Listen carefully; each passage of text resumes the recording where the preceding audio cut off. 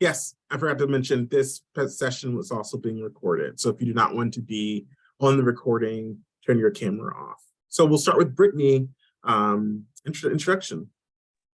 Good evening, everyone. Thank you so much for the opportunity to talk to you all a little bit more about some of the work that I am doing both professionally and in the local community. So I'm Brittany Drake Ford. I'm a PhD candidate here in the Urban Planning and Regional Design program at the University of Maryland. I have a specific focus on intangible cultural heritage and thinking about the built environment and policies and infrastructure. And so that is the lens and approach that I take today. And so I'll be delving into about 3 projects that I'm working on, and love to share ideas and ideas with everyone. Great, thanks, Brittany. We'll move on to Amber. Hi, everyone. Amber Wendland. I am both an architect and planner. I have both my masters from University of Maryland, and I currently practice at Air St. Gross. And I'll talk a little bit more about myself, but I am hoping to cover 2 projects as well as some internal stuff today. So it sounds like we have a great panel full of good stuff ahead. So I look forward to discussing more and hearing the questions to follow. And last but not least, from the bike room, we have Mansoor.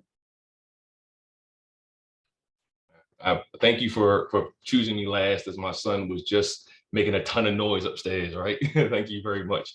My name is Mansoor Abdul Malik. I graduated from the Commercial Real Estate Development School in 2012. I currently work for the NHP Foundation, where I'm the Senior Vice President of Development, and hoping to share not necessarily about projects, but more about process and some of the things that NHP has done in order for us to make sure that we are being as comprehensive as possible when it comes to diversity, equity, inclusion. And we'll touch a little bit on projects, but it's largely going to be about some of the nuts and bolts of being able to actually implement diversity, equity, inclusion strategies. So thank you very much for the opportunity to be here. And Mansoor, you can just go ahead and lead right into your presentation and share your screen. You would do that. Well, we don't have to. We need a second. We can go with someone else. No, it's all good, my friend. Okay. Give me 1 second. Let me go ahead and get myself right. Share my screen here.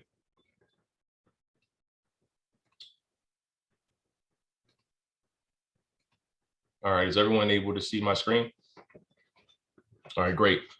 So again, today's topic is about diversity, equity, and inclusion. I wanted to make sure that I went more into the nuts and bolts of what that means. The NHP Foundation, we are one of the larger nonprofits in the country that focuses on affordable housing development. We have over 10,000 units under management and ownership. We have a pipeline of about 3,000 additional units from 2022 that is now going through redevelopment for 2023. And then another 1,500 units actually starting 2 weeks ago that we're working on. So a relatively large owner operator that has a focus that's on diversity, equity, inclusion. So the question is when you have a large organization, how do you push that forward in a meaningful manner? So I'm hoping to talk through that today. I prefer to have this be interactive. So if there's any questions that come up, throw them in the chat. I'll try and see them, but it's always good to just, raise your hand, jump out there, and let's talk about it. So first, just really quickly, just to go over an agenda. So from a developer's perspective, why diversity, equity, inclusion, what, how, when, and what's next, right? And we're going to go through each one of these. Some of them we're going to talk with some real estate projects, and others are, again, just nuts and bolts on how we got to the place. So first and foremost, the why. So for us, the why largely came from the top, right? So just like everybody else around the country, as we started seeing things unfold over the last 5 to 7 years or so, where we saw really kind of in our face that there is a clear divide among people of economic status, of racial status, of gender, et cetera, et cetera. We clearly had to make sure that we made a stand, right? We had to make sure that we understood that we are being as open and inclusive as we can, and making sure that those values were on the forefront. So in order for to do that, our leadership had to first do that, of which Dick Burns, who's our CEO, has been our CEO since 2006. Very early on, before Freddie Gray, before George Floyd, before Ferguson, he was already pushing to make sure that we were doing that as a firm. And then that started to branch out as we started to have, more and more people, from the organization start to really help him move this forward. So the first thing that we look at is from an affordable housing perspective, like who do we serve? So this graph came from the Opportunity Home Research Center, of which this is showing us the percentage of people based on racial and ethnic composition who lives in affordable housing. So as you can see, when we go to renters and then we go to low-income renters, those renters are very diverse, right? So we need to make sure that the team of people that we are employing represents the people that we are serving, largely because they are going to be the ones that will be going into these diverse neighborhoods, these diverse properties, and being able to speak from people from different racial and ethnic backgrounds. We want to make sure that folks see that our ideals are one of inclusion and one of equity. So from that perspective, like, what do you do, right? What do you do with that? Knowing who you're serving, knowing the areas that you're going to be working in, how do you start to tackle what you do? So the first thing we do is we look at our leadership. So NHP's leadership first starts with our board of directors.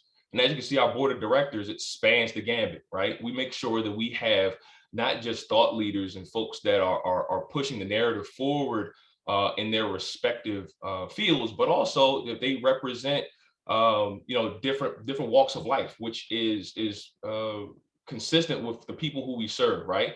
Our chairman of our board, Ralph Boyd, has been on board for about 7 years, even all the way down to folks like Sheru Singh, who just came on board about 2 years ago.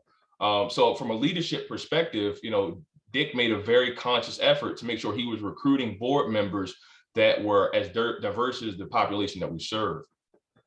After that, from the leadership perspective, what do our employees look like? Same thing. Again, we have a very diverse, group of team members that are here, all the way from our senior officers to the left. That's me. I hate this picture, but that's me. All the way to our managers. And again, these folks, they are representative of the people that we serve. So they're the ones that are on the front lines that are dealing directly with the communities, dealing directly with government agencies, dealing directly with elected officials, and dealing with folks that are living in our affordable housing units. So from there, we say, okay, well, the leadership is diverse. Our employee base is diverse. So what about the work? So affordable housing is needed everywhere. It's needed not just in areas that are considered high opportunity, whereby the rents are very high, but also areas where there's poverty, and there needs to be a revitalization, of which the affordable housing financing tools help to push that forward. So NHP, again, we have those 10,000 or so units that represent 16 states in the District of Columbia, and we're starting to spread into new markets like Colorado. So throughout the country, we're working on things that include market rate buildings like this one, where we have a mixture of incomes from folks that are below 30% of AMI, those upwards of 100% of AMI, to projects in Baltimore where we're taking dilapidated blocks of houses and we're proposing doing redevelopments that would bring back new construction in order for us to help revitalize those neighborhoods. We then ask ourselves, well, with that being said, again, affordable housing is everywhere. We have projects like this one, which is in Kansas City, Missouri, that needed to be saved from foreclosure because it housed 170 affordable units in order for us to not only maintain this asset in the neighborhood, but make sure also that those folks did not undergo any displacement given the affordability restrictions were expiring on this building. All the way to reimagining what affordable housing means, to where as though we're looking at and have completed single family scattered site redevelopment of affordable housing in some of the nicer areas in a particular city, unimpacted areas with good schools, low crime scores, diverse neighborhoods, whereas though you'll have extremely low individuals living in units that are single family homes. So the diversity of work, the diversity of leadership, the diversity of our employment allows us to continue to develop and look at, is there a way for us to be able to do better? So for that, we ask ourselves, well, how can we continue to do more? How do we get to this particular place? So the first thing is we need to write it down. So from a project management perspective, we need to have some sort of charter, and that charter needs to describe, like, what do we want to do at a very specific level. So for instance, NHP corporate, when we say, aside from developments, what does NHP corporate do? We have a number of vendors and contractors that we work with. If we want to continue to push diversity, equity, inclusion, we need to first ask ourselves, of the vendors that we work with, how many of them are actually minority or women owned and led? Of which, how much money are we giving to them for their services on an annual basis? Are we then having conversations with those firms in order to find out, is there more that we can do to help them be able to provide not just more services to us, but more services to others as well, in order to push them forward and have them be a larger organization? So in doing that, it takes a process, right? So you need to make sure that you understand, what are the resources? What is the scope of this? What's the schedule? Do we have a budget? Are there certain stakeholders that we need to make sure that we're communicating with in order for us to be able to push this forward? All that goes down in almost like a one pager, maybe 2 pages, in order to describe exactly what it is you want to do. So now you can have a plan that steps all the way through to completion. Once we have that, we then need to start really attacking the details and checking boxes. So if we say, listen, we have a budget that is detailed in order for us to be capable of paying, say, 10% more to each one of our vendors that we know are minority or women-led or disadvantaged persons led, then we need to make sure that we have the budget resources set aside to pay them additional 10%, because we know there are certain resources that they do not have that they will have to buy that we need to help them fund. So when we check that box, if I'm reviewing the contract, I need to make sure that I look at that contract and ensure that they have all the things necessary that they need to complete what I need them to complete, of which I know it's going to cost a little bit more. The same thing goes when we say, listen, we need to do an assessment of everybody we work with. So you need to go through every vendor you've worked with in the last 3 or 4 or 5 years, understand the frequency that you use them, and then be able to say, all right, have I talked to every last one of them, and be able to express what our values are, and then make sure that they reciprocate back, that they agree with our values and understand that this is the direction that we're going to be going in and are willing to work with us. So at that point, we're basically just attacking the details and just checking as many boxes as we can that we've come up with. Through that process, there will be more boxes that will come up that we then need to add to that list and continue to check those in order for us to make sure that we're working at this from as comprehensive a level as possible. And then from there, we implement what's called the OODA loop. And the OODA loop is basically for us to orient ourselves. We're going to observe, orient, decide, and act, and keep doing it again. We're going to observe the work that we've done so far. We're going to orient ourselves to where we are now from where we were, decide on what changes need to occur, and then act on those changes and continue to do them until we get to a point to where we're able to make real change. So then we've done the why, we've done the what, we've done the how, and the question always is when. So with that being said, I thought this was appropriate in order for me to be able to give a snippet of what when looks like. If I can get this to work, yeah. That's unfortunate. Hold on. Here we go. This one's called Overcoming Procrastination.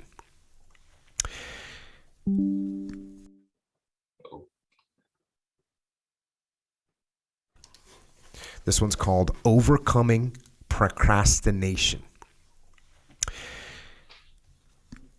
When and where to start. People want to know how to stop laziness. They want to know how to stop procrastination. They have an idea in their head, maybe even a vision, but they don't know where to start. So they ask and they say, where do I start? When is the best time to start? And I have a simple answer: here and now. That's it. You want to improve? You want to get better? You want to get on a workout program or a clean diet or start a new business? You want to write a book or make a movie or build a house or a computer or an app? Where do you start? You start right here. When do you start? You start right now. You initiate action. You go. Here's the reality. The idea isn't going to execute itself. That book isn't going to write itself. Those weights out in the gym, they aren't going to move themselves. You have to do it. And you have to do it now. So stop thinking about it, stop dreaming about it, stop researching every aspect of it and reading all about it and debating the pros and cons of it. Start doing it. Take that first step and make it happen. Get after it here and now. I think that's pretty straightforward.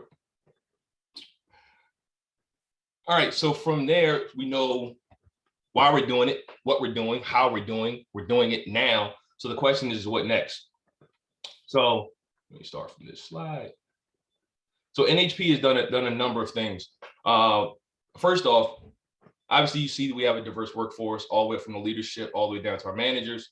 We have a diversity in the projects that we take on. We have a diversity in areas. We have a multitude of things that we're doing. So from if we were to compare ourselves to some organizations that are just starting out, well, we're not in a bad place. However, is there more that we can do? What is next? So for us, what's next is how do we expand that to now be able to provide additional value, to those folks that we serve. And the first place that we do it, NHP has a affiliate nonprofit called Operation Pathways, of which it provides resident services to all of its projects throughout the country. So with that outlet, we're then able to do things such as internship programs for children. So this is Sincere Huntley. She is a resident at Hollander Ridge. Hollander Ridge is a scattered site project in Baltimore that was formerly public housing that is now Section 8 housing that is in some of the best areas in Baltimore. Sincere actually lives in a house that is not far from the Inner Harbor, for those of you that are familiar with Baltimore, of which Sincere's parents actually grew up in one of the worst public housing projects in all of Maryland. Sincere was our shining star in our internship program where we were teaching children that were in high school the basics of real estate development. Sincere was then invited to come to NHP's annual Affordable Housing Symposium and give her presentation, of which she proposed being able to do a community center in her neighborhood, one of which would teach people ballet, which she unfortunately, was not able to take at her age. She's about to go to college soon, but her younger sister may have a capability to do so.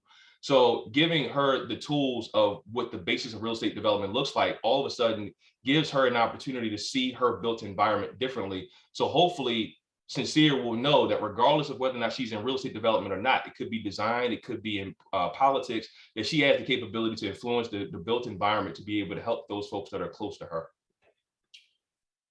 Next, being able to establish strategic partnerships. I was lucky enough to be the capstone advisor for the 2022 fall semester, of which NHP has a great relationship with the school in order for us to work with interns during the summer. So this allows us to be able to bring in Maryland's brightest in order for them to be able to experience what affordable housing is.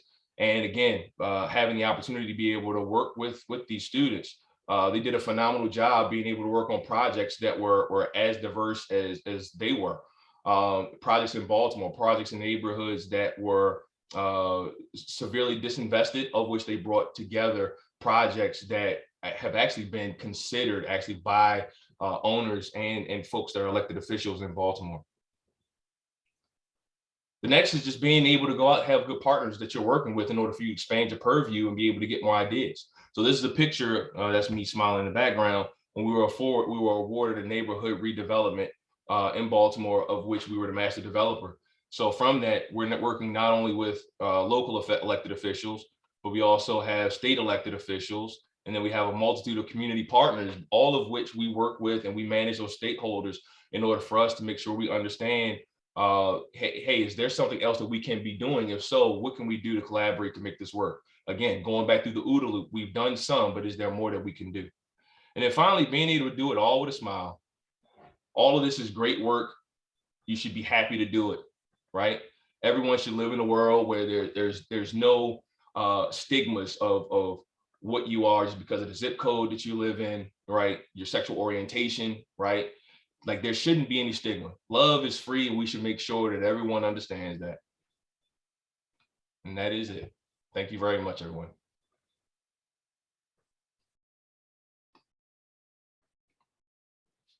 Thanks, Mansoor. we're gonna move along for time to our next person. How about we go with Brittany? You ready? Yes. Oh, you're I- muted. Okay. All right, let me share my screen.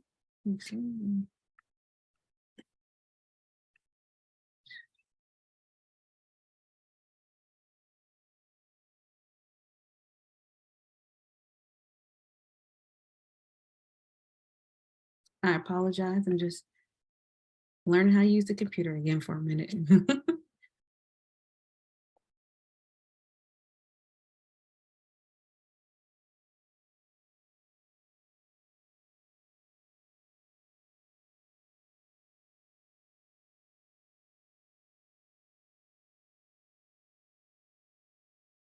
Okay.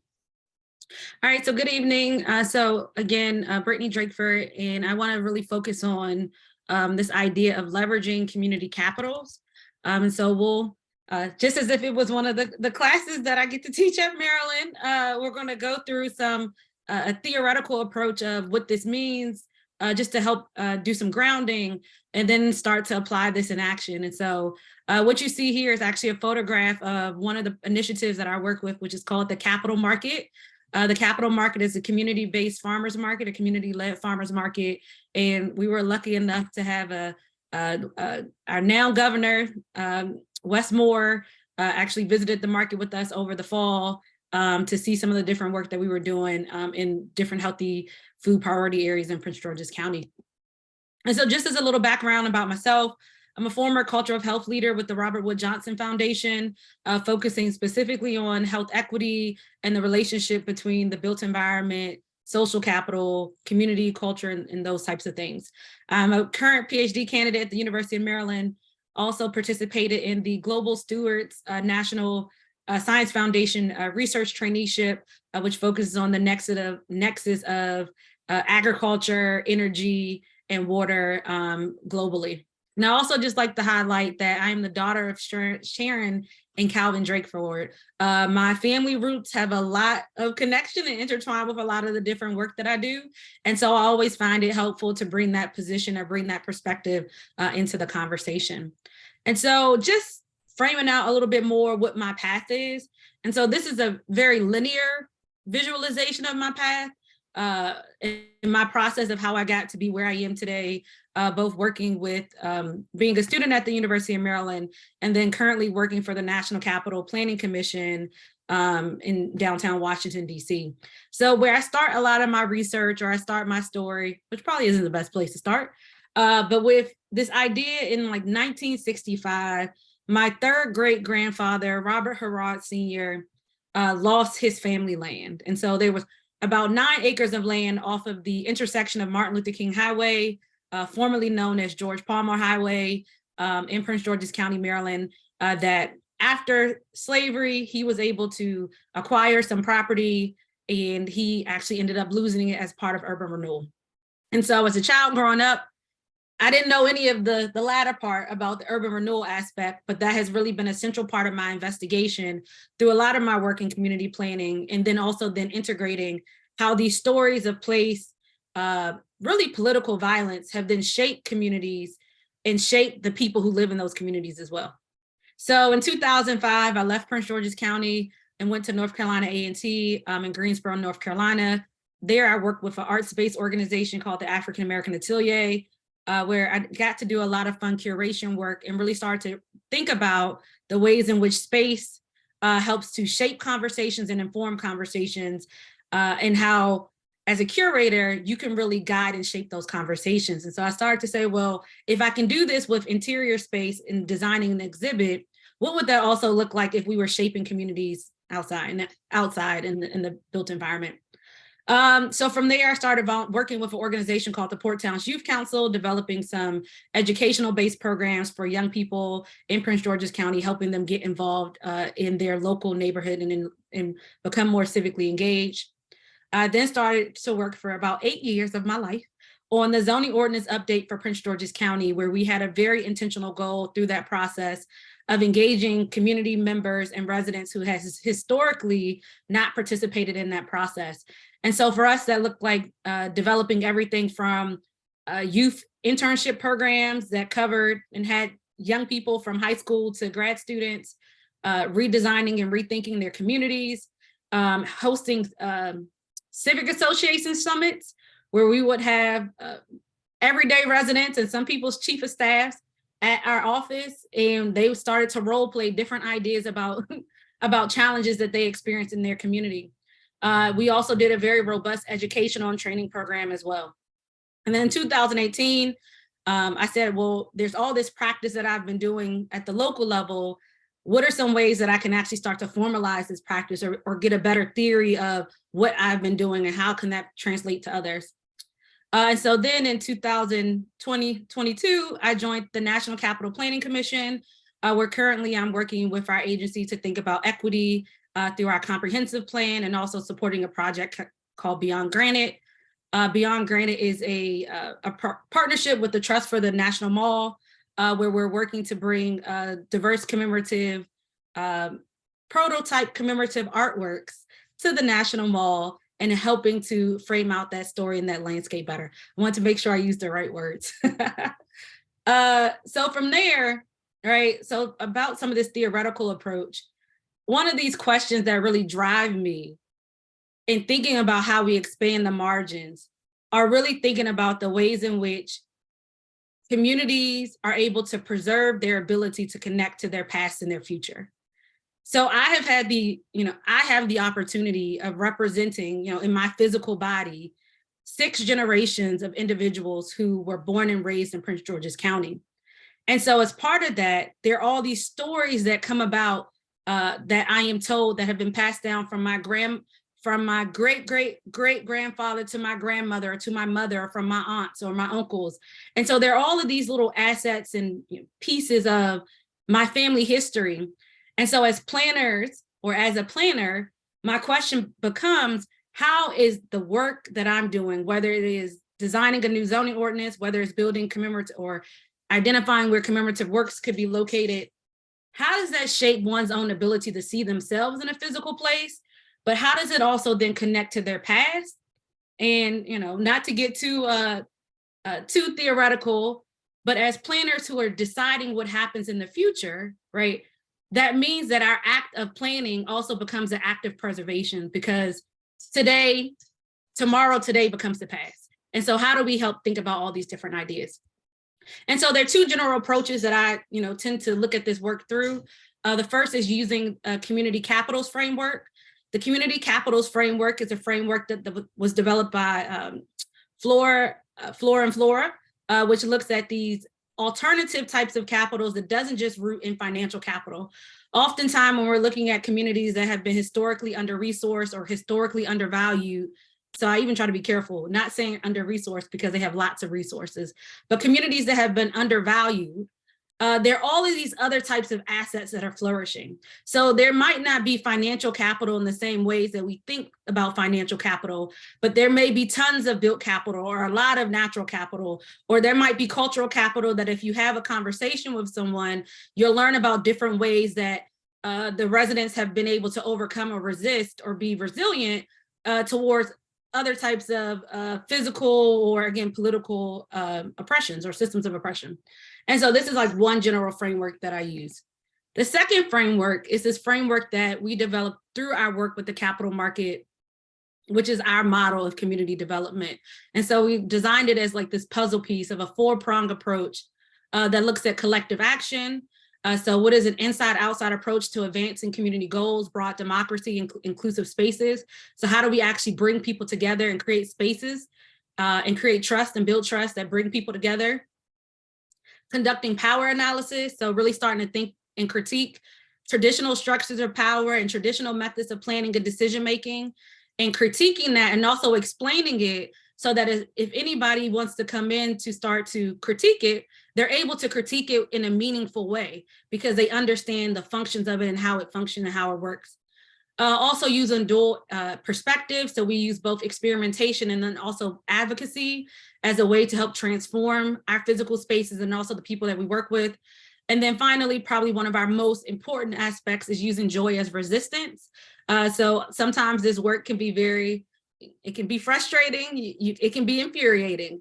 And so how do we find ways to hold joy and not just happiness, but to really find joy and build that so that our communities feel it, and then we also still embody that through our work. As part of this, so I talked about some of the human capital or these other types of capital that we work with. But in our community, specifically with the capital market, we partnered with a faith-based organization called Gethsemane United Methodist Church, which is actually like so we partnered with them to do our work. Gethsemane United Methodist Church is still part of the congregation that my third great grandfather was a member of generations ago. So it is important from a social and community and cultural capital perspective, but then it also is important from a physical perspective. Gethsemane United Methodist Church has 17 acres of land. It's seated right off of Addison Road, about a mile away from 2 metro stations. And so in the middle of Capitol Heights, along the Blue Line corridor in Prince George's County. And so from a development perspective, the physical church space has a ton of physical resources. It also, because of the nature of being a church, it has a large existing body of people who are already there, who are volunteering, and many of whom are part of the local congregation and a part of the local community.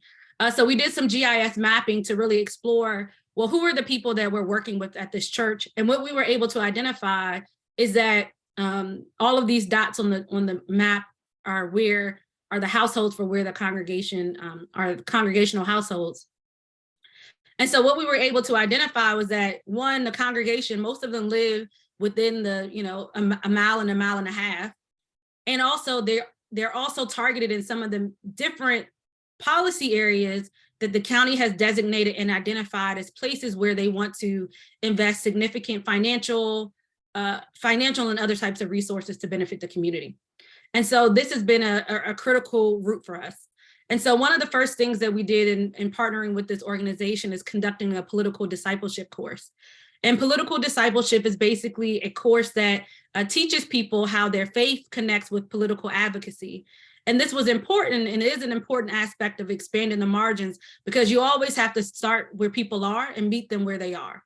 So how can we get, and we'll explore this, how can we get 200 people who live in the middle of Capitol Heights, many of whom may have been opposed to great planning principles or principles or practices that we would define as ideal planning practices? How do we get them to better understand this? And so that's really starting where they are and working to connect things that they believe in and things that they love, and connecting that to this more long-term ideal vision.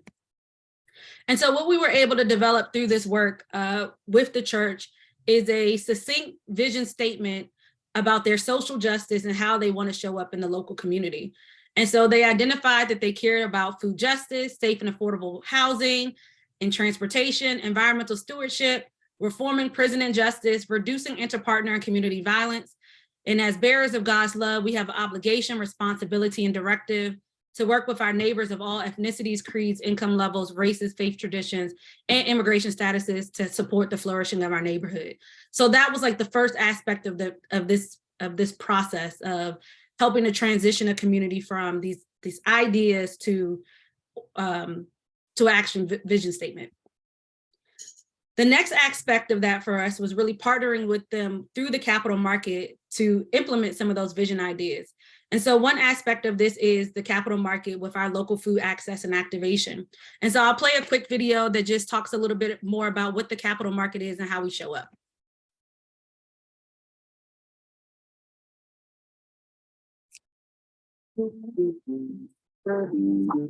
The capital market is a community-based farmers market that provides healthy, affordable food options for our neighbors in Capitol Heights and the greater Prince George's County community. The capital market supports the growth of local businesses and farms owned by people of color and advocates for equitable and culturally aware food systems. By leveraging different types of capital, the capital market works to reimagine land development and food systems in our community.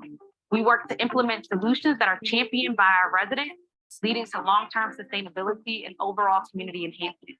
Health is a right, food is a right. It should be there if people want it. It's not something that is a privilege. a farmer's market for our community, organized by our community, and located in our community. So I hope everybody could hear that, but that's just part of the work that we're doing at the Capital Market. Oops. All right.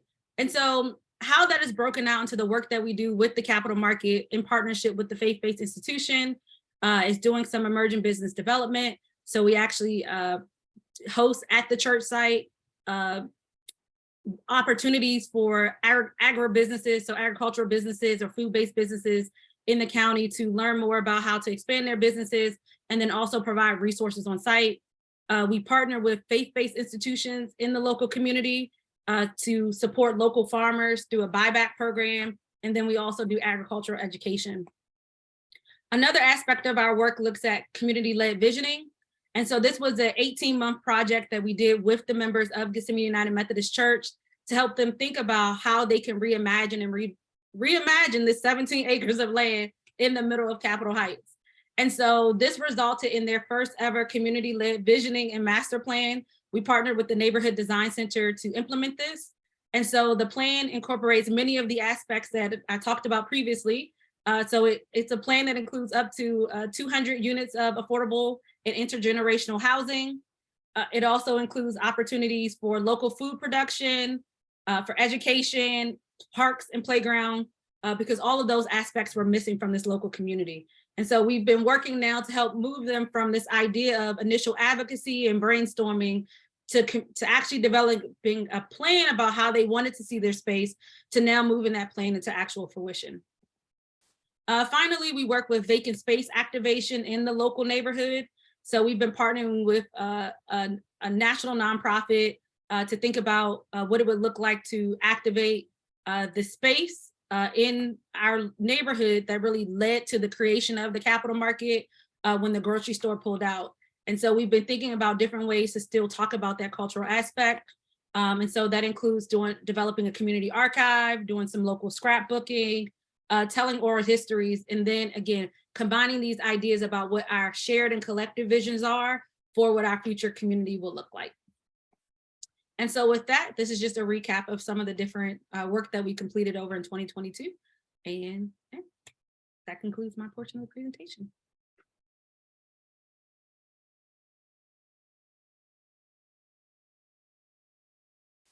Thanks, Brittany. That was great. That was informative. Love to see native Prince George's County person do it. Amber, last but not least. Awesome. Thank you, Matt. And I'm going to go ahead and share my screen. Hopefully everyone can see this giant blue slide. Awesome. Okay, you'll tell me if you can't. So I'm just going to start.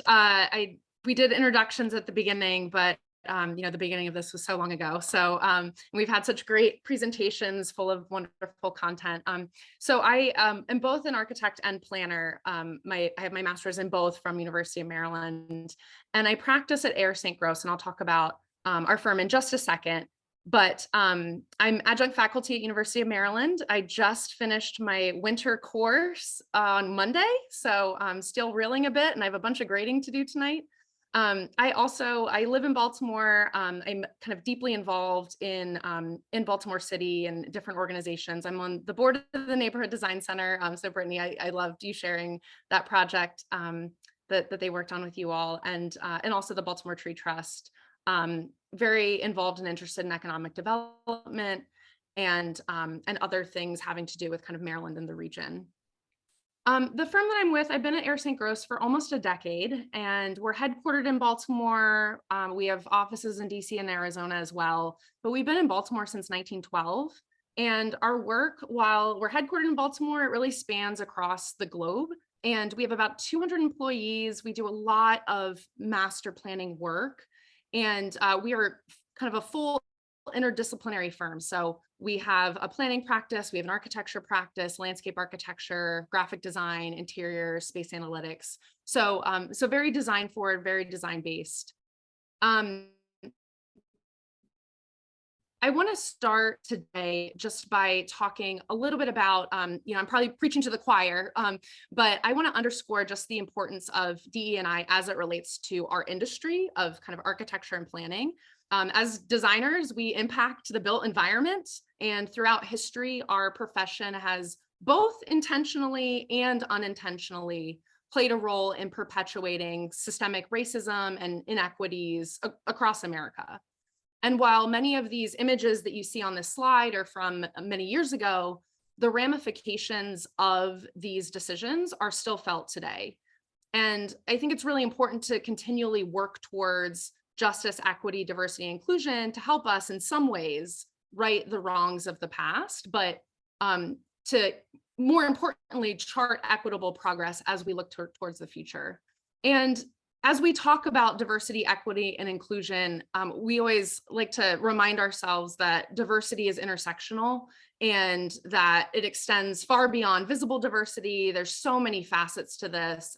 This slide is certainly not even a comprehensive list, but there's many things to take into account when you're designing and planning for the built environment. And so, what does this mean? I'll talk about specific projects in a couple minutes, but to us at Air St. Gross, making real progress related to diversity, equity, and inclusion requires a comprehensive and multifaceted approach. So I loved hearing, Mansour, you talk about kind of the internal organization of everything that you all are doing and have accomplished. We look, we like to look both internally at ourselves as we think about we call it JEDI, Justice, Equity, Diversity, and Inclusion, but we also look internally to our projects and engagement in our communities as well. And so a few years ago, we created this framework of projects, practice, and pipeline to help organize us and kind of further progress our efforts related to DE&I. So before I dive into some project-related examples in the built environment, I want to spend just a minute talking about this framework. Because it does ground everything that we do at the firm. And so we'll start with pipeline. The pipeline seeks to channel our efforts as a firm towards awareness and education and mentorship related to the design fields. So we know that architecture especially is a historically largely white, largely male, and largely affluent profession. And exposing kids in West Baltimore through our 20-year partnership with Beachfield Elementary School. That's the image that you see here, and my wonderful colleague having a lot of fun with some of the students, to design and mentoring at the Baltimore Design School and Morgan State University and Coppin State University. It's important for us to continue to grow the next generation of what is hopefully a more diverse design field. So that exposure is really critical to us and kind of building that mentorship pipeline. We also look at our practice, and practice is largely referring to our internal firm and how we foster inclusion, provide career coaching, career paths, volunteering, how we track our metrics. I don't have slides of all of our faces, but we do track all of our diversity metrics. I wish I could say our board was as diverse, Mansour, as what you showed. We do really great up until about the higher leadership levels, and we're working really hard at that. And as I mentioned, it's an industry issue. So this is something that we're continuing to monitor and track.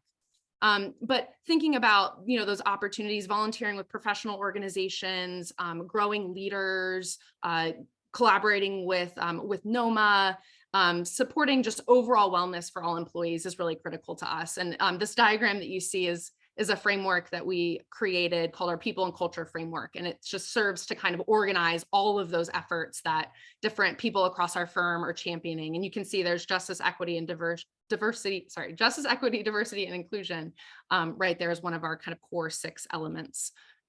And then finally, projects. The majority of our projects today engage with issues related to DE&I in different ways, whether that's through intersectional engagement during the process, so engaging diverse stakeholders, or seeking to honor place and history. There's many ways in which DE&I can manifest in a project, and we always try to kind of push and create structure around how we're doing that for each and every project. But today I really want to focus on our planning work that we have done over the past few years in Baltimore, and specifically focus on planning work that we have done in Baltimore in the areas that Professor Lawrence T. Brown at Morgan State coined as the Black Butterfly.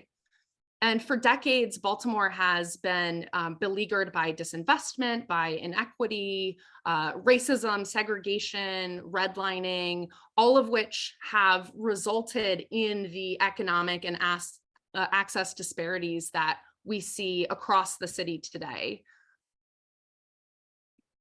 And that legacy of disinvestment was so evident during the 2015 uprising following the murder of Freddie Gray while in police custody. The whole nation was watching these two images that you see here on TV, and watching specifically those two fires that were started, one in East Baltimore and one in West Baltimore. And as you can see here in this diagram, both were in the heart of that Black Butterfly. And so the first project that I want to talk about is in East Baltimore. It's actually takes place right at that image of the fire that you see. It says Mary Harvin right there, and I'll come back to that in just a second. But the East Baltimore Revitalization Project is what we coined it. And the tagline is a wonderful tagline brought to you by our wonderful client, Reverend Dr. Dante Hickman, restoring people while rebuilding properties. And we talked a lot about rebuilding physical place and also providing program and opportunities to help restore residents and bring people back to the community. So Pastor Hickman is just one of my favorite people on this planet, really wonderful visionary. His church is the Southern Baptist Church that you can see kind of in the middle of the screen. That church is located in the heart of East Baltimore. And Dante came to us. He had all kinds of incredible visions for the neighborhood. So, he'd heard from his parishioners, he heard from people in the community, this desire to have community services, to have parks, to have daycares, and all of these wonderful things. And we got connected in order to kind of give life to this vision. But before I get into that, I want to talk a little bit just about East Baltimore. And East Baltimore has incredibly industrial beginnings. So some of these photos are probably familiar to any of you who are familiar with Baltimore. But as I mentioned before, some of those earlier images, Baltimore has a very, very deep history of incredibly racially charged and an inequitable policy over time. Baltimore was the first city to enact a racial zoning code in 1911 that 2 years later was deemed unconstitutional, but obviously the ramifications of that you can still see today across the city. And so, this is East Baltimore. This area of East Baltimore was kind of a mix of industrial, very workforce housing friendly, lots of immigrants within this community, lots of people working at Bethlehem Steel and Getz Meats and different breweries. And so this is just a few images of many, many years ago.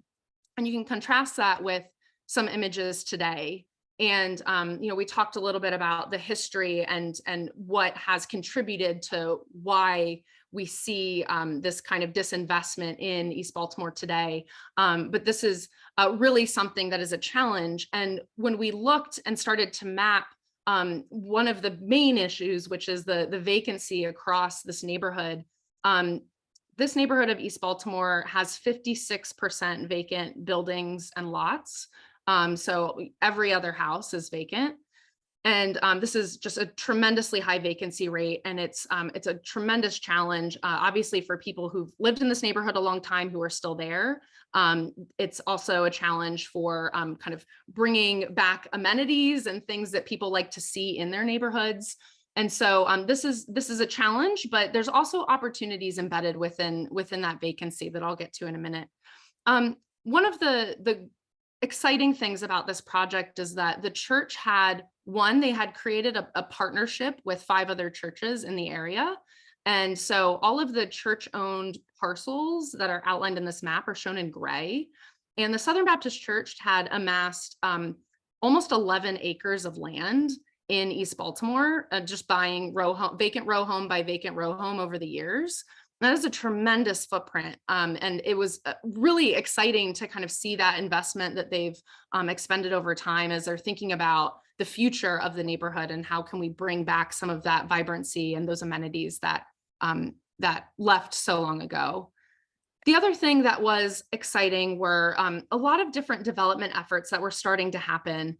There's a Baltimore food hub that was it was an ongoing renovation of an old water pumping station. There's different community and social focused companies that were going into renovated buildings. And then Mary Harvin, which is at the heart of this particular image, that is the building that you saw on fire in the earlier slide that I showed. Mary Harvin was one of the church's first housing projects, new senior housing in the community. And it was set on fire during the unrest, and they were able to rebuild 1 year later and open to almost full occupancy.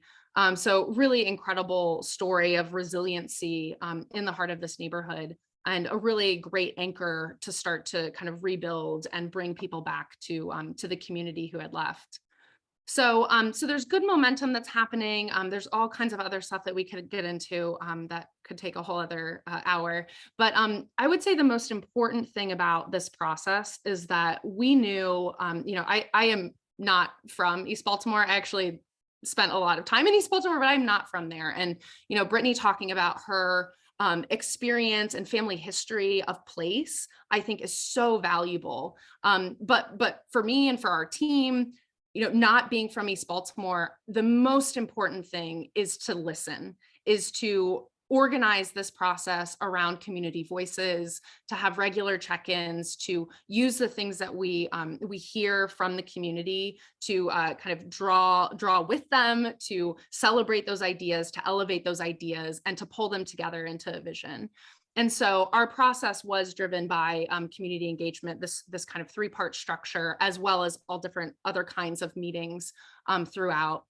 And ultimately, what we heard was this desire for, honestly, a lot of basic amenities and services that many of us have in our existing neighborhoods. So things like a grocery store, places to buy food, restaurants, dry cleaner, pharmacy, a bank, healthcare options, childcare. I mean, all of these things, even just trees and parks. All of these things are things that we like to see in our own neighborhoods. And why wouldn't this community want the same thing? There's also this desire to connect the assets, the things that were happening in the neighborhood. And then there was this kind of last desire, which I think is critically important, the desire for a transparent process, because there's such a legacy of kind of poor policy and planning in Baltimore that has left many people disenfranchised. And so that trust component, I think, is really, really critical. And I love this quote at the bottom. It's from this woman, Tony, at our very first meeting. And she came up to a board and she's pointing to things. And she said, this used to be a pharmacy, and this was a barbershop, and this was a little corner store. And she said, this used to be a village, and now the village is gone. And that quote was kind of so potent in our thinking that, this is really about restoring the village. It's about bringing back those things that left. And so in order to do that, we continued to meet with a lot of people. I mentioned the community grounding this, but, we talked to the city, the state, even the federal government at points. Obviously, different anchors within the community were critically important. Other neighborhood stakeholders we looked at and discussed with different investment partners and developers, which generated some funding, a significant amount of funding for the church and for the community, as well as other nonprofits and foundations. So this is just a short list of some of the meetings that we had. And, one of the things that we came up with as part of our second community meeting, which was design focused, was this idea I mentioned earlier of connecting these assets. And what better assets than these 2 parks, Clifton Park, the historic park to the north, and then the multi-million-dollar park to the south of Eager Park, using this kind of park to park connection and really building on that particular corridor. And what is great about this idea is that is where the concentration of vacancy was. And one of the challenges in Baltimore is we are a city of row homes, and When it comes to vacancy, you get lots of kind of gap tooth challenges related to that. And so we were fortunate that one, the church had acquired so much land that they had to be able to use. And then two, there were some significant blocks or partial blocks that were completely vacant. And so, so we wanted to make sure that we were not displacing anyone. We wanted to make sure that we were taking those strategic opportunities and ultimately focused along that key corridor for where we would introduce some new typologies into the neighborhood. So one of the challenges, and this applies to many neighborhoods in Baltimore, but definitely this particular neighborhood, I mentioned Baltimore as a city of row homes. It's great, it's also a challenge. And this neighborhood was 95% row homes.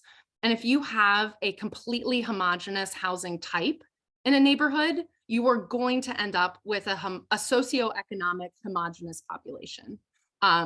And so one of the key things to thinking about sustainability, to thinking about diversity, to thinking about the future is how can we bring in and diversify some of these housing typologies and capitalize on those opportunities to bring people back. There was a huge demand for seniors who had left the neighborhood, who all they wanted to do was come back so they'd be closer to their church. They grew up there, but it was such a, one, there's very few housing opportunities for them. And two, there's no resources there for them to utilize. And so, so bringing back those opportunities, thinking about, how we can introduce things like grocery and hydroponic farm. There's a great concept with that that's moving forward. Strategic renovation of some of the blocks that are surrounding this particular corridor.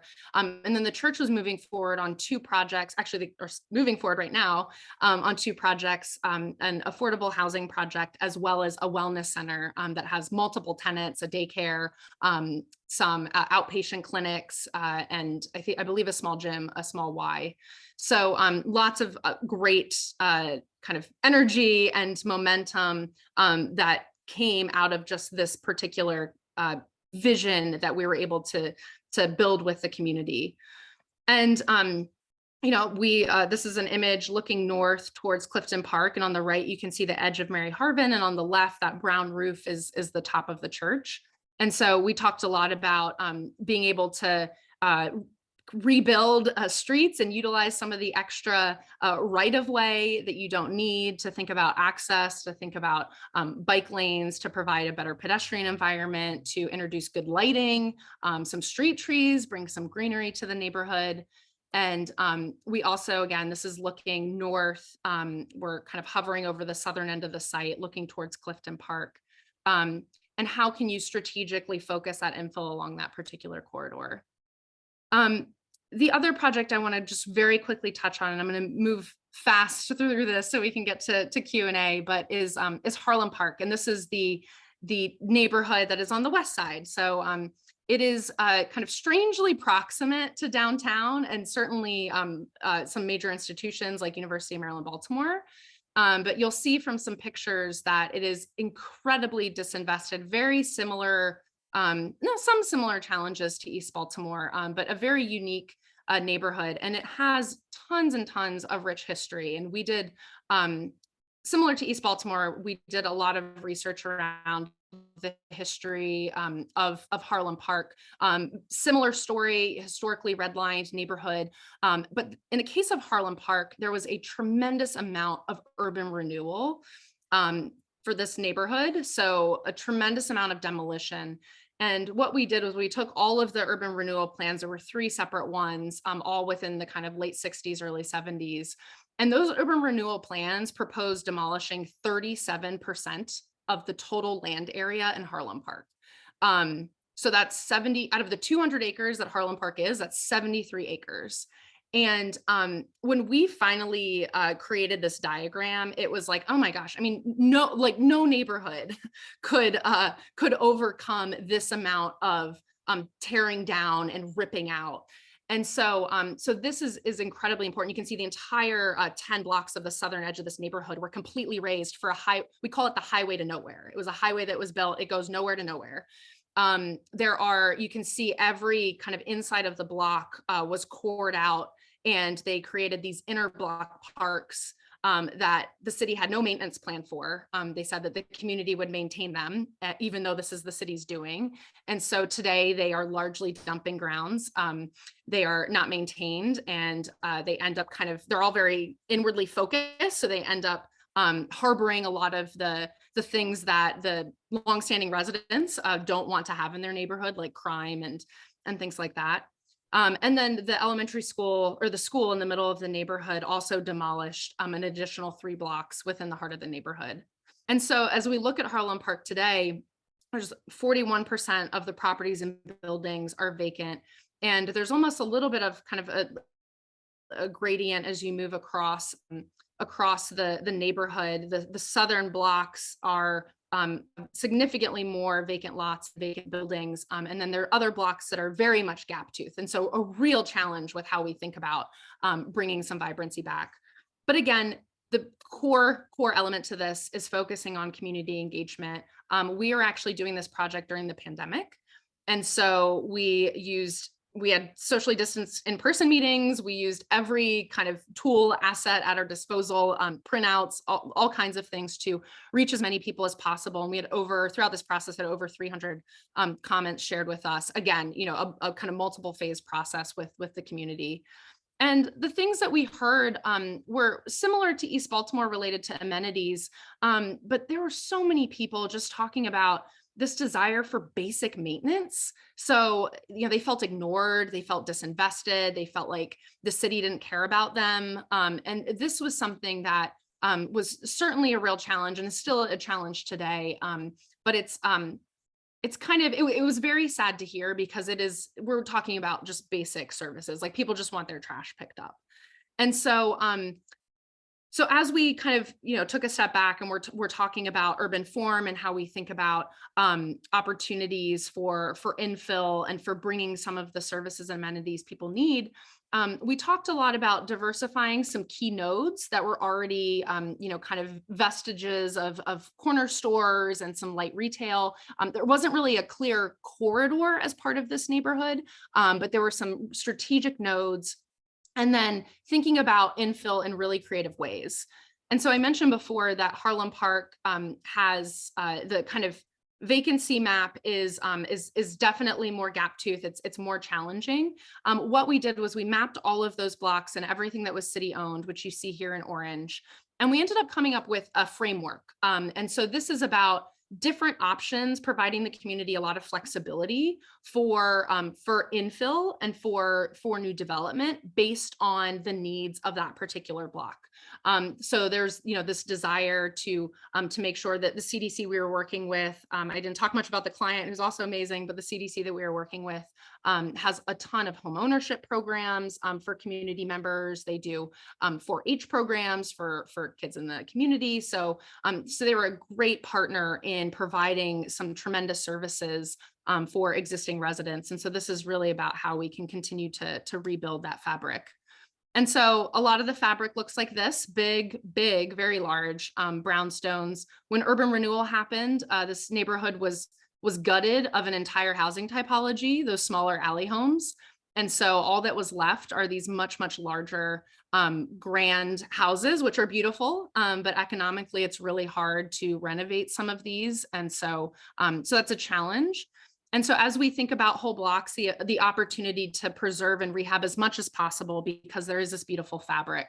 But thinking about when we get to places and blocks where some of the housing is already demolished, or some of those alley streets, these opportunities to introduce some different types of density and housing into the blocks, so that we're providing those diverse opportunities within the structure of the neighborhood. So, there's different ranges of density. There's different organizational strategies based on kind of the vacancy that's within that block. So here's some opportunities thinking about how you could utilize and kind of rethink that inner block park and make it more visible and more utilized and fronting some of these particular parcels. And then, or, kind of shifting that park to the corner and still having that amenity for communities, but thinking about different design strategies.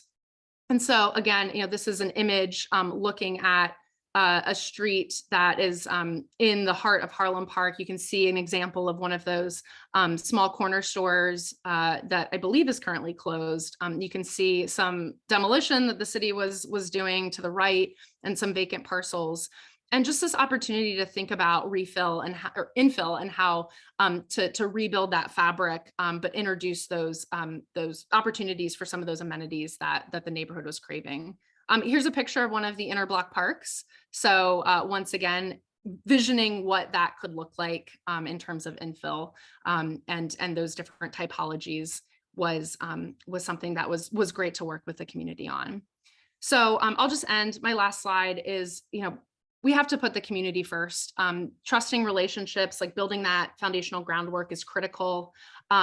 Having strong visionary community leaders really makes or breaks this work. And again, I do not have the privilege of growing up and knowing these neighborhoods, but partnering with community leaders and the local communities and giving vision and voice to the things that they expressed is critical. And the recipe, it's not, the feedback you get is not necessarily rocket science. I mean, people want things that you would want to see in your neighborhood, and so it's more about the kind of economics and having those strong community leaders in order to move these visions into implementation.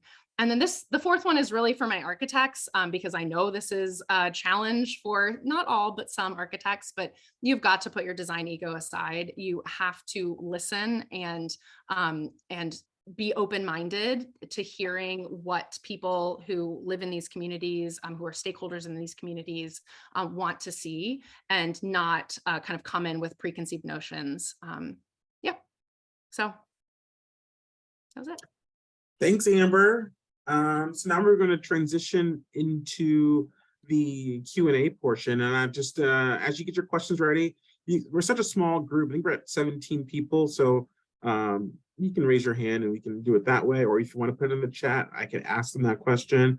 But while people are percolating the questions in their mind, I have a question I want to ask Brittany.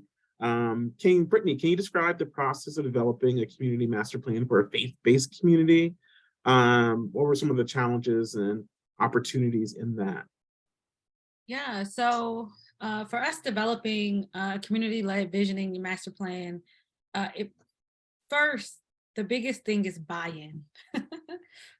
So that was probably one of the hardest challenges, was to go into an organization, and I imagine it would be similar to working with if you're a consultancy or a consultant working with an external organization, where you have to actually get the lead. In this case, it is the pastor, to commit to wanting to see this and wanting to see this happen. And so that was one of the first things that we had to do in order to start this process. From there, with our congregation, I'll say working with the Neighborhood Design Center is a phenomenal resource. So the Neighborhood Design Center is a nonprofit. And Amber, I want to make sure I'm not messing up the mission. But it's a nonprofit design firm based in Prince George's County and in Baltimore City. And so for us, it was a perfect connection, because our organization has very limited financial funds, but even though we have a lot of these physical resources. So we first started by doing a walk, actually around the 17 acres of land, and identified different assets and resources. We then did some community asset mapping to identify what were some of the needs in the local neighborhood. And as similar to what Amber mentioned, their needs for grocery stores, housing, parks, playgrounds, libraries, all of those things were really missing from the community. And so then once we took that community asset mapping information, we held a series of focus groups with church members and with also community members. We did a community paint day where we brought residents out to build a community labyrinth. And then we started to do some actual design work and had congregation members and community members start to prototype what a new layout of the church site could be. So we really still incorporated some traditional participatory planning aspects into the work.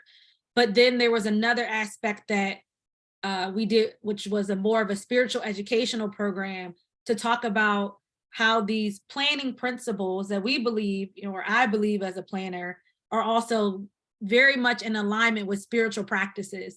And so that was another aspect as well to help people draw those connections between long-term planning, environmental stewardship, and creation care. Okay, thanks, Brittany. Other questions from the audience? Ty? Yeah, just kind of piggybacking off of that, where are you guys currently in the development of like the community-led vision?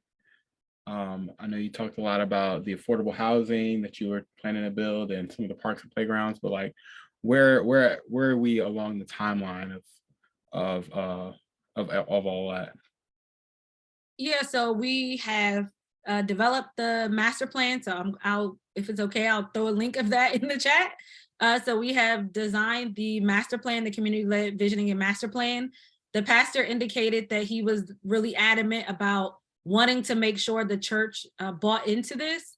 So what that means is that we're going through a 3-month discernment process that, just as you would go out for public comment with the local community, the church has it out for comment and they are providing comments, and we'll do a final adoption of the plan. And then the plan will become official church policy. Will become official church policy. But then aside to that, we've been really trying to hit the ground running, working with different other community organizations to learn more about how we actually make this happen. And so that for us, that looks like starting to actually start to work our elected officials. So doing more of the advocacy piece, starting to identify what types of funds we would need to collect, what fundraising campaigns. So doing some more of the capacity building. So that's really where we are right now. Yeah, and Brittany, I love hearing about where you all are with implementation and your process, because there's so many similarities, but there's also differences. And we should connect our pastors if they aren't already. But I'll just chime in because, and I'll specifically speak to Pastor Hickman, because he has been working on implementation through the pandemic. So the pandemic kind of set a couple of the building projects back a little bit, but he has been a fierce leader for getting funding. He secured $5 million donation from Legg Mason. I mean, the city, I don't know if anyone, I don't think anyone on this call is from Baltimore City, but or is works for Baltimore City. Sorry. Mansur, do you work for Baltimore City? I don't work for Baltimore City, but I am. I mean, we actually have a partnership with Dr. Hickman in order for us to redo cash and carry. Yes. Oh, awesome. We're working on, and actually the cash and carry site was one of the subjects for last semester's capstone. And it was difficult for them to get through, but I think it brought to life many of the points that you were making in your presentation, like how do we make this a place? And it was a diversity of uses that not only spoke to what the residents of the neighborhood, look for, because of all the work that you had done, but also it spoke to the fabric of the neighborhood, right? Like, because it's basically a predominantly residential neighborhood with a corridor along Gay Street where there's some commercial activity. And even though North Avenue is a major east-west thoroughfare, it really doesn't get commercial till you get to the center of the city, like where his sites are predominantly residential. So, how do you bring some of the uses that the community is asking for without being disingenuous to what's been there? So it was an interesting exercise, and it spoke exactly to what you're talking about. Yeah, well, and I'm so excited you guys are involved on cash and carry, and it's actually a great example of, I mean, the church is the one to implement this plan, and there's obviously all kinds of partners as part of this, but that is Pastor Hickman's he's a pastor, and he has kind of become a developer, and it's pretty incredible to watch the kind of impact of his leadership moving forward. And I just think that being bullish in some ways, really pushing for funding, he was not afraid to drive down to Washington, DC during the Trump administration. And I can promise you he didn't agree with much any of the policies, but to go down and ask for money. He's fortunate Westmore is part of his congregation. So so that's good news moving forward. But the implementation of these things, the city does not have hardly any resources for this. So it's really the state, other philanthropic funds, nonprofits, all of that stuff that is you kind of have to cobble together. And it is really, really, really hard. Yeah. I really enjoyed hearing all you talk. I think when I think about equity in placemaking, this is a comment, maybe a question. I think about my work, which is like totally different from what you guys are working on. I mean, Amazon is driving a lot of the things that we're doing at National Landing, which is Pentagon City, Crystal City, and Potomac Yard. And so we're trying, there's a lot of placemaking happening all the time there. And what we're trying to do is also, bring the community together to hear all voices. We have a very engaged community. Oftentimes the squeaky wheel is not always the one in most need, I would say. And there's lots of interesting historical dynamics in that part of Arlington County, where there's the historic history go back to Freedman Village, where the first freed Africans were living on the grounds of Arlington Cemetery, and these other communities that have grown up from then, since like Green Valley and Knock, and very interesting history, right? But also combating with a very socioeconomic community that's like in the I don't know, top 1%, but like it's very high in Arlington County. So this is interesting to hear these. Here we go, y'all are working on, try to apply some of that to what I'm working on in National Landing. Christopher, you have a question or comment? Go for it.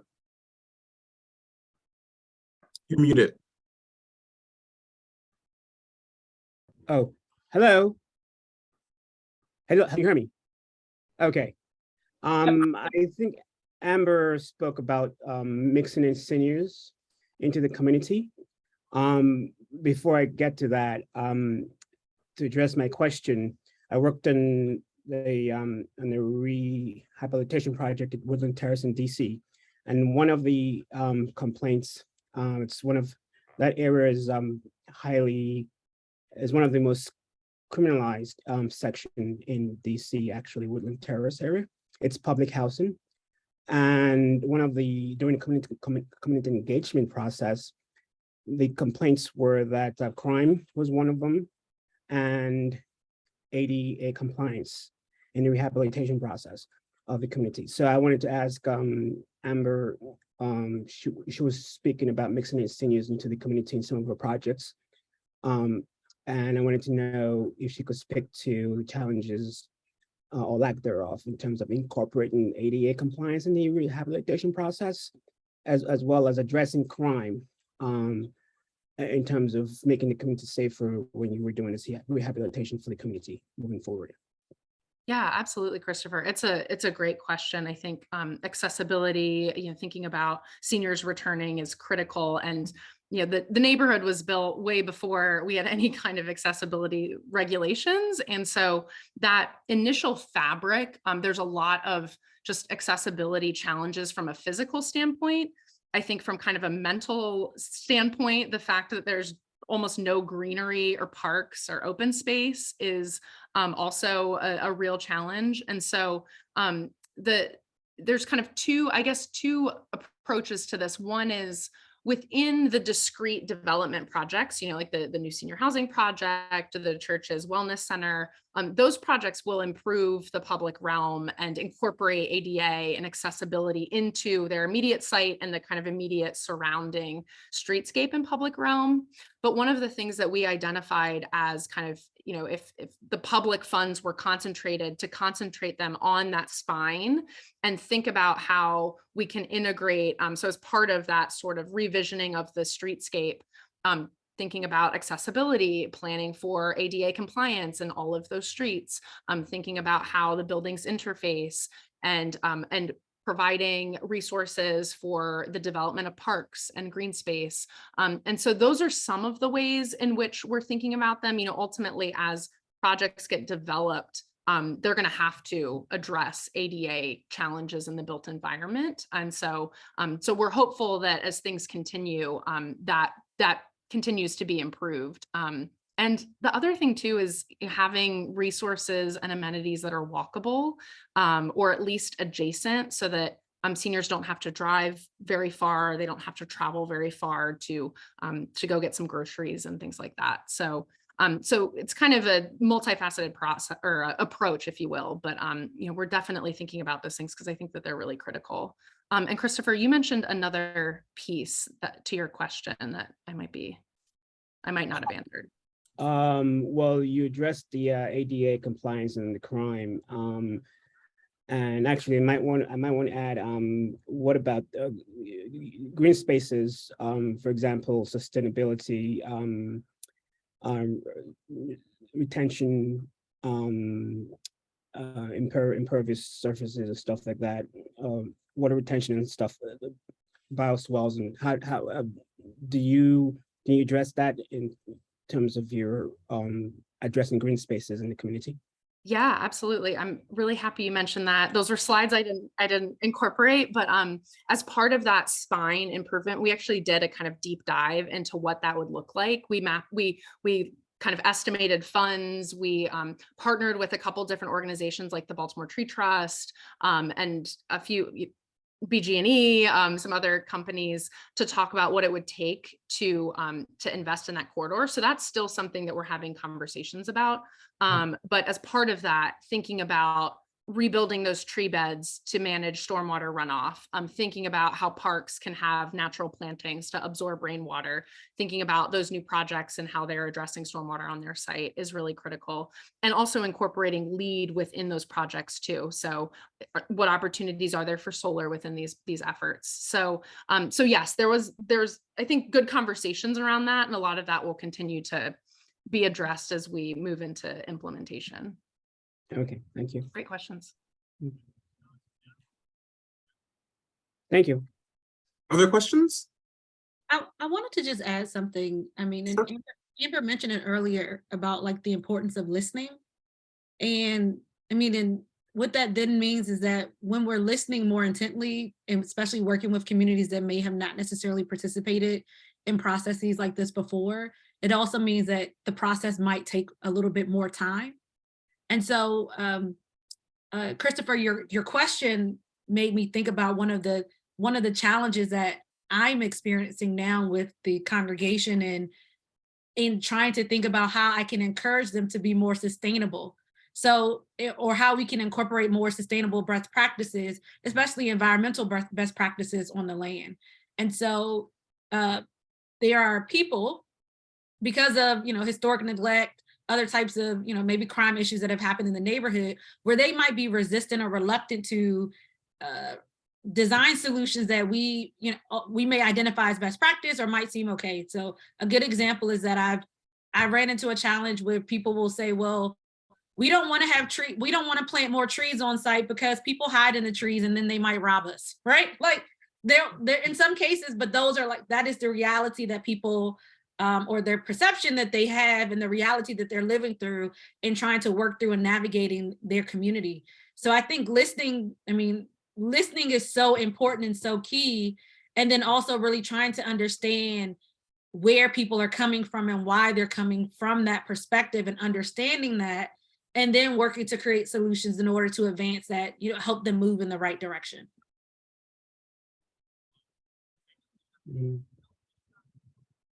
Other thoughts, questions? I have some. What's our time like? It's 7:30, Ty. So I'm happy to be here as long as people want to be here. Yeah, we're still good on time. We have about 30 more minutes. Okay, great. One of the questions someone wrote in, let me pull it up real quick. I have a question too, Matt. Oh, go for it, Erica. So it's along those lines of the challenges. I really appreciated Brittany hearing about some of the challenges, right? I know this work isn't easy, but having that, sharing that with us helps, I think, everyone understand that there will be things that come up that, that we can handle if you just hit it head on and handle it tactfully. Is there any other examples of that, either Amber or Mansour, that you could point a finger on, something that you know, the strength of your proposal or how you've worked with people or the trust that you've built has brought you through sort of a challenge? I mean, as a developer, we have to take a multi-pronged approach, right? So we'll work with folks like Amber that will provide solutions that I think are probably more long-term solutions, and even some medium-term solutions. But then there's some that are short-term, right? You gotta build it in order for something to come to fruition. And that's where we kind of need to hit those problems head on. So, going back to an example that Brittany gave about folks not wanting trees because at night they're afraid they're gonna get robbed. Or going back to Christopher's comment about renovation and crime happening during renovation. I mean, we attack those things really kind of the root of the problem. So we've gone as far as, there's been renovations that we were doing where we needed to do temporary relocation, of which a temporary relocation, in order for us to minimize the impact on the family, we try to, relocate them close to where they live now, right? So they can have access to the same school, same grocery store, same pharmacy, et cetera. But in doing that, depending on where you are, that could be an issue. We've dealt with like an area where the property that we worked with the tenant association to select, there was issues with the gangs, right? One property had one gang, another property had another one, and if I saw you, it was on site, right? So how do we deal with that? We've had I don't want to call it a summit, but we've invited MPD, we've invited the communities of both the one where people are going and the people where people are coming to. We've even invited the gang members, right? Like, listen, like, we need to do this in order to improve this neighborhood. I need you to make sure that whatever beef you got, don't do it, in these boundaries, right? Like, I ain't got nothing to do with nothing y'all beefing about. I just want to make sure that we don't got nobody getting harmed. But the thing is in order for you to actually get to that point, you need to be able to talk to the gang member, and you need to be willing to extend your hand and be able to say, listen, there's something that I need to do for the betterment of the community, and I need your help. Most of the time, even some of the more hardened folks will be willing to listen to you, right? And then it's on you as a developer, I'm speaking from a developer's perspective, to be able to reach across the aisle, reach across the alley, reach across the building, reach across town, in order for you to be able to find, where there is some commonality. What can we agree on and expand that agreement in order for us to be able to make things work for the betterment of this community? And that's not, I'm talking about gang members. The same thing goes when we talk about elected officials, where some want affordable housing and some don't. When you have certain folks that believe that certain type of design should be here and it should not be here, or when you have NIMBYs, right, that don't believe affordable housing should be in their backyard. There's all these kind of difference of opinions. And what we need to do is really kind of hit those differences of opinions head on. Let's have those conversations in the open and be able to find out the best way for us to come to a solution. Not very easy, but are necessary in order for us to get to a desired outcome that is ultimately for the better of the community and the residents that live in it. I think just related to challenges, I could not agree more with everything that Mansour was just talking about. I think that one of the challenges that we faced in West Baltimore was a kind of competition for resources. And so there were a lot of just like legacy community, like groups and organizations. I mean, literally, like, here's 4 blocks and we are a community organization, here's like an in between, over here. And, they might have 2 members. And they're just sort of these like legacy pieces that people had. And so trying to figure out, how to kind of bring people together and create that environment, having everyone kind of come to the table and participate was something that initially it was a huge challenge, because there was sort of this territorialness to aspects of the neighborhood or certain blocks, and it's understandable. The areas that we were in, I mean, in Harlem Park, they've been completely strapped for resources and largely forgotten by the city. And so anytime there were resources, it's like everyone's kind of vying for the same pot. And I think what's hard to see is that ultimately, if when we did get everyone in the room, the things that people express are, we all want very similar things. I mean, there's some nuances in there, certainly, and there's elements, of history that are important and things like that. But at its core of what we want to see in a neighborhood, it's not going to be drastically different. And so trying to kind of sift through all of that, some of that kind of, tension and kind of feuding between organizations is something that is constantly a challenge, and you sort of have to kind of plan for how you want to address that, and kind of get everyone to the table.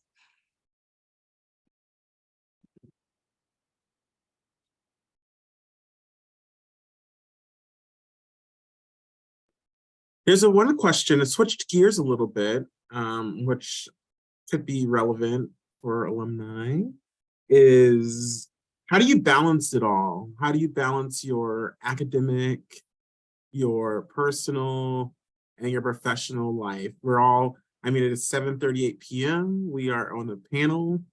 So maybe some of us are hungry, haven't eaten yet. How do you balance life being an active, engaged person in our many communities? Well, I was going to turn my camera off on that point. Man, I actually just got a text message from my wife saying I got to go pick the boy up from wrestling. So I get it. I think for me, it all kind of, I don't say it blends together, but I try to make it to where as though I task stack. So for instance, in being the advisor for Capstone, it's projects I'm working on now, right? So me being able to give the insight to the students is, and pushing them on certain areas that I got pushed on, it's a lot easier for me to be able to do that if I'm already in it. As far as, balancing the stuff with family and everything else. If I go to a networking event, my wife's going with me. If it's kids friendly, I'm bringing the boy. And it gives them an opportunity to get exposed to what I do.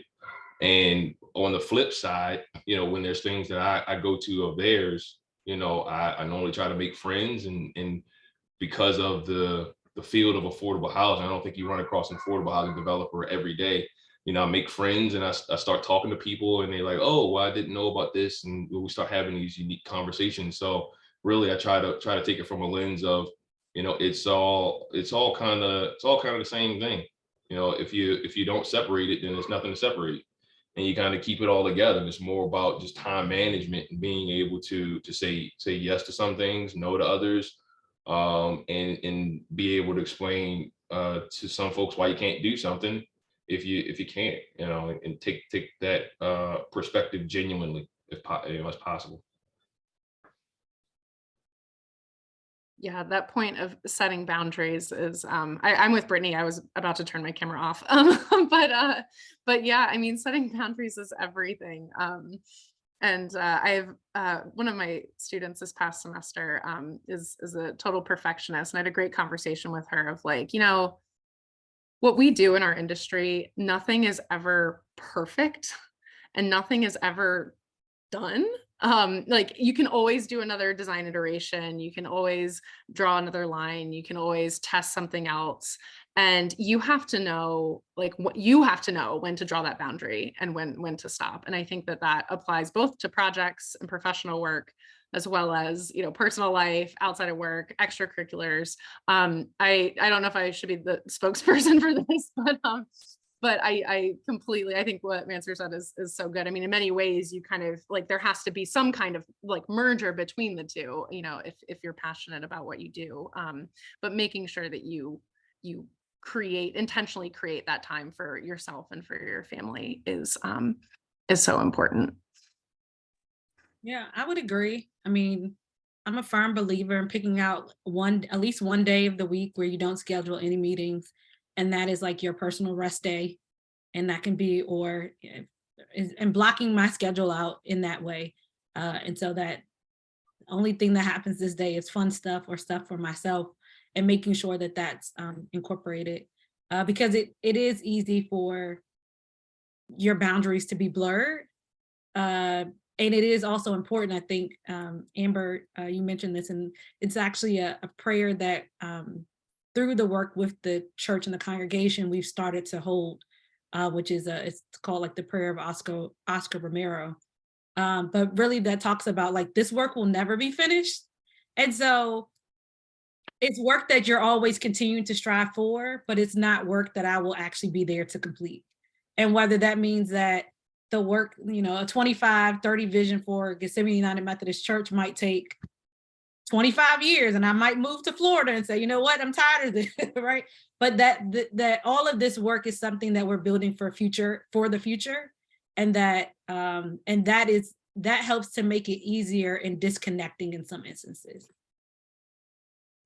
This is a great segue to, I was going to mention this towards at the very, very end, but it's a great segue. So if you are looking to be more engaged in the professional community, we are always willing, we're always happy to have more people a part of our School of Architecture Planning and Preservation Alumni Network, which I am one of the leaders on, and which we meet quarterly at the moment, bi-monthly soon, where we plan events. Like we did a great tour of the Meriwether District in Columbia. We're doing a great planning, historic preservation, architectural tour, development tour of the wharf coming later in the spring. We do these career events, we do happy hours, a lot of great engagement with faculty and administrators in our school, and just a really good time. So if you are someone that's looking to, mix it up a bit, I definitely reach out. I can put my information in the chat, and we can and get you part of our lovely group. And I'll turn over to Ty to talk about the last 4 points.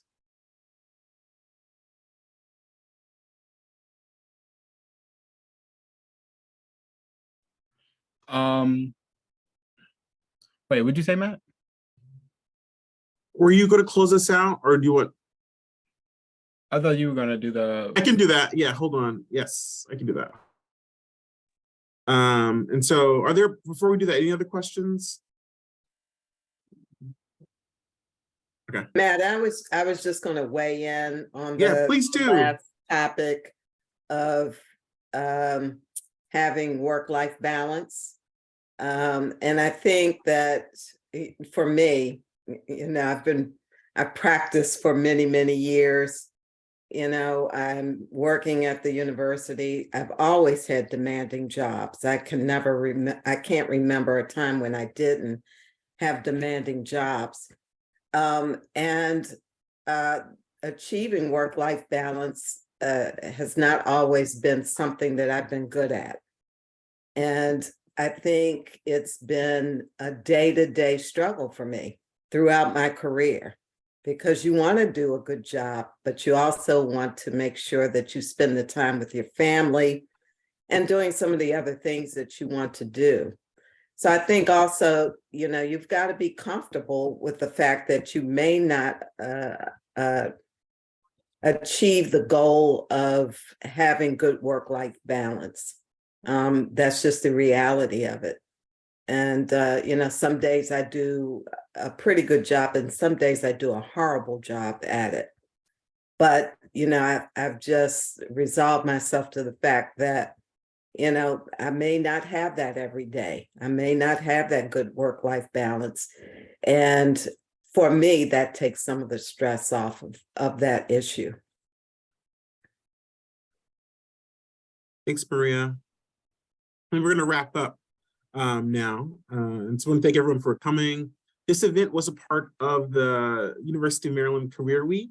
And so if you Google University of Maryland Career Week, there'll be a lot more events happening virtually, in person, some in College Park, some away from the campus. So definitely check out those to add to if that's something you're looking into. And we had a lot of great conversation. I want to thank Amber and Mansoor and Brittany for our panelists for doing an amazing job and sharing the work that they've been doing. I want to thank Ty for organizing this on the back end. Our graduate student extraordinaire, we're going to miss him. He's going to graduate this year, I believe, in May, right? There you go. And thank Erica here. Erica is also, she's a part of one of the administration team for the School of Architecture Planning and Preservation. And so we want to thank you, thank Erica as well for her guidance. I'm putting my information, my email in the chat. Feel free to email me if you are interested in being part of our board. We always need more folks a part of it, helping us be successful. And one of the things that I've taken away from all three of the presentations, I think Brittany hit it home, but it represented through, it was a great through line, is listening.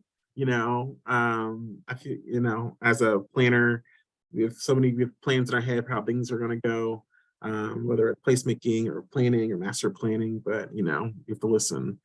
Sometimes that will do a great course correct and lead us down a different path that the collective wants over what we're thinking about. Right, and Erica said, and take action now. Thank you for that, Mansur. That video was important. I felt seen about my personal life, about doing some things. Let me go hop on the Peloton after this. Thank you all, and stay dry and enjoy your evening. Hope to see you at our next event. Thank you, everyone. Have a great night. Thanks, everyone. Everyone, thank you guys. Thank you.